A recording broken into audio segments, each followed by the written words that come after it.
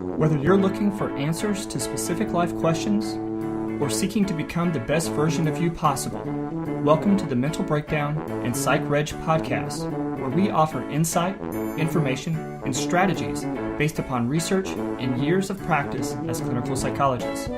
So sit back, have a listen, and get connected with our hosts, Dr. Berney Wilkinson and Dr. Richard Marshall. Welcome back. Richard, today we're going to start out the week with a little bit of a review of a series of podcasts we did a couple of weeks ago on men's mental health. Right. And this was another it was an older article that we found that from actually the end of last year, end of 2016, but it's really good and fits with that conversation, those conversations that we were having the other week about men's mental health. Because we have had additional conversations since then. And in fact, I had the opportunity to speak to a class of female college students about some of these issues, what their experiences are. Right, and I've received some emails from listeners about some of these issues as well. So it's really interesting. But the name of this article is How to Save Guys from Their Own Demise. Right. And it was written by Ronald Riggio. And it's from Psychology Today. And so the article link will be in the show notes. But he talks here a little bit about, again, sort of summarizing some of the things that we talked about during our week on men's mental health, as it relates to, that fewer men are seeking college degrees, that, there seems to be a decline in men's ambition and some of those kinds of things. And he offers a little bit of advice for guys. Right. And he begins with that same compliment that we have done a very good job raising girls' ambitions and opportunities as a culture. And he said that deserves mentioning, that we've raised the possibilities, the options for girls. Title IX, of course, back in the 70s. But with each decade, the opportunities for girls have risen. And with it, the ambition of girls has risen, but we've ignored boys because we thought it would be okay. I think as a culture, we probably thought it would be okay because boys have had this advantage for so long. Right. But in ignoring them, are they now falling behind? Because in fact, girls are surpassing boys. That's not a bad thing. Right. But both should be improving. Yeah, and I received as I mentioned, I received a few emails from listeners and some folks who read our article, our column in the paper every week, and because we wrote about some of this as well, and some interesting comments that I was reading just kind of gives you a different frame of reference, because just for example, despite some of these facts, some of the facts that females are doing better in a lot of areas than men, they are, increasing ambition. They're enrolling more frequently in college and graduating more frequently and all of those things. Right. It's fascinating that we continue to live in such a male-dominated culture. Right. And the big concern, and again, not that we're going to get into politics or anything like that, but the concern with the way in which a lot of people big in the media, whether it's politicians or athletes or people that are typically seen as role models, that these individuals are somewhat misogynistic. They, the athletes, for example, who are seen as, role models that are, the idealized guy, and then they get arrested for domestic violence and some of those kinds of things. What is that teaching our boys? And so it's a fascinating dichotomy that though we know that girls are becoming much more empowered, much more, many more opportunities are becoming available to them, we're still living in a culture that is male-dominated in such a way that, boys are getting the message that this is what it means to be masculine. Right. Not only are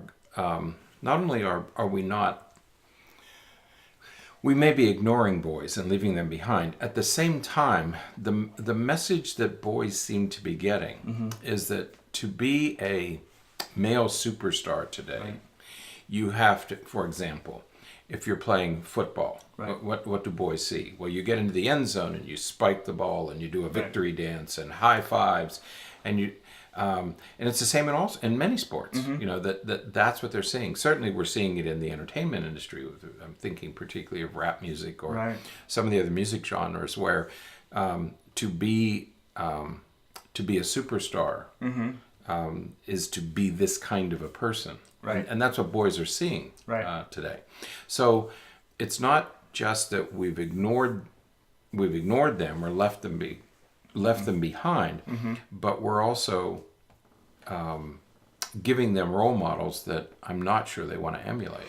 Absolutely, and I think that one of the big concerns, of course, and they mentioned in this article, is that because of some of these issues, because of the messages that the boys are receiving, because of the way in which the system is structured right now, you know, boys are spending much more time online and engaged in virtual. And not to suggest that girls don't do some of those things. We certainly don't mean that, but boys are doing it at a higher rate, and in this virtual world that, you know, video games and some of those kinds of things, they're just spending much more time there, while still maintaining the assumption and the expectation that they can do all of these other things as well. That's right, that they're going to have all the same advantages.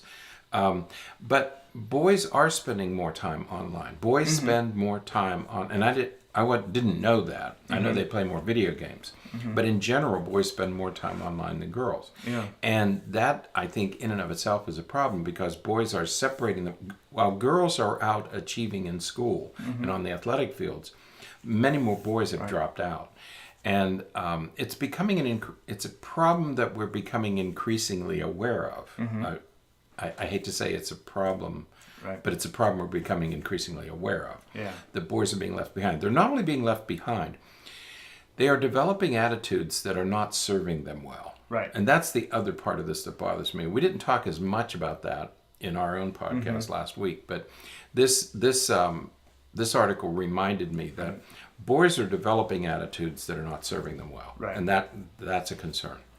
So some of the remedies that are offered here is certainly, the first one is that you know, parents and the kids themselves need to learn how to better regulate their time. You know, they're doing a lot of time online, as we were talking about, and so they need to, you know, spend less time online, more time engaging with other people, more time doing those things that can potentially help them achieve some of these goals that they have. But that's right. Yeah, he refers to them as time-wasting online activities. And parents need to begin limiting their boys. Not that girls aren't doing it, but it seems to be a bigger problem for boys. And parents need to start limiting their boys' time-wasting online activities. I've always said, you know, what does a video game do for you? You know, like when my son was a young teenager and was beginning to get involved in video games, and I said, what does it do for you? You know, how? It's not that it should be entertaining, it should be fun, you know, and that's all okay. But if you're doing that for 4 or 5 hours a day, what skill are you developing? And you aren't. You know, you're not developing. If you were outside playing, you'd be getting stronger. If you were doing homework, you'd be getting your academic achievement would improve. But what is a video game doing for you? And if you're spending that much time on it, what are you giving up, and what aren't you developing? So the first one is better regulating it. Regulate that time. Wasting time. The second thing is mentoring programs. And I think that's a really good idea and really important, because it is something that we touched on a little bit.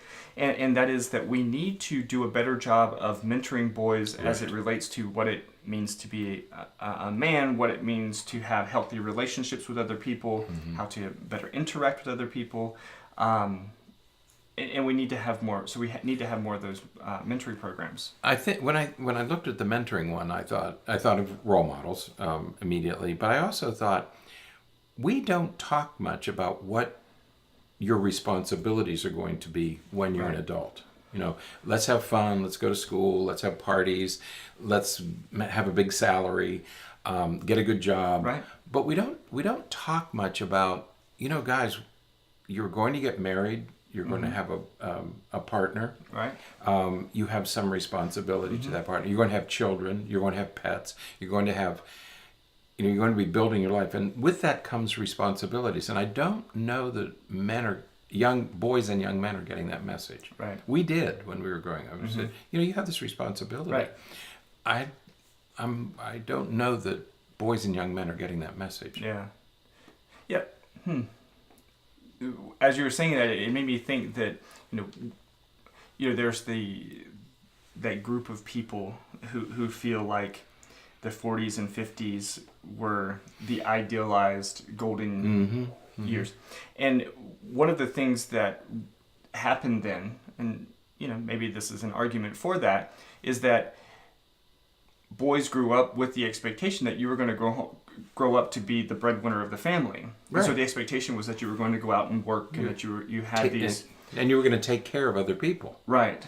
And we're moving away from that. I think we are. And it's... I don't know, maybe that's I don't know, maybe it's just a consequence of the entire shift away from, you know, I'm certainly not one to believe that the 50s were the idealized golden years, but maybe that's just one of the casualties of moving away from that mentality of being so male dominated, but at the same time we're just not teaching that expectation and that responsibility and that. So. Right. You rarely hear, if you have a responsibility to your students, if you're a teacher. You have responsibility to your patients, if you're a physician. You have responsibility to your children, if you're a parent. You don't hear those messages as much. Right. At least I don't. And I'm not sure that boys and young men are hearing those messages at all. Right. The idea of participating on a team. Right. You know, that you do this for your team. That also is being lost for two reasons. Many children don't play team sports because it's become such an elite activity now. But the other thing is we have this cult of the individual, you know, the individual I want to be the superstar. I want to be the... so I don't know. I worry that boys and young men are not getting these messages anymore. Right. Well, and all of that leads to the third remedy that he has here, which is to increase social and interpersonal skills. Right. That we're really losing that, and we're going to talk a little bit more about social media's role with that in our next podcast. But it is something again that's mentioned here as an important aspect of fixing some of these issues. That's what my female students mainly talked about. When I discussed this with them last week, what they mainly talked about was how they're treated by boys and what the assumption is that boys have about girls. And they also talked about boys' restricted emotional development. And they said, no matter what happens, it seems like they're always angry. You know, they might... whether they've ended a relationship or they've done poorly in school, or no matter what the problem is, they end up expressing it as anger. And they said their wish was that boys would express the emotion that they're really feeling or talk to them about the emotion they're really feeling. And they're not doing that. They said everything comes out as aggression and anger. Right. And certainly that's social and interpersonal skills, but that's also going to come from the mentoring. Right. You know, so if somebody models for them, how do you express some of these emotions in healthy ways? And not that you have to cry if you're a man, but you have to be able to express this. You have to know that you have a range of emotions, and you need to find ways to express all of them with the people you're interacting with. Absolutely. Yeah. So we need to teach. You know, you almost think you have to teach. You and I discussed this the other day. Should we start teaching pro-social skills to boys and young men? I can imagine an auditorium of 50 boys or young men, or maybe schools have to start doing this. I don't know. But I think boys are getting one message from media, and they're not getting any antidote for that. Right. Yeah. So just a few things to think about. Again, it's a relatively short article, but do encourage you to check it out and read a little bit more about some of these remedies, because it could make a big difference. If you're raising boys or you're living with boys, we're sorry. We apologize. We apologize because we are boys. But yeah, take a look at this one and let us know what your experiences have been with this. I'd love to hear from you. Absolutely. So, all right. So that's it for today. Yes. Yeah, that's it. So until next time, stay happy, stay healthy, and forget to be afraid.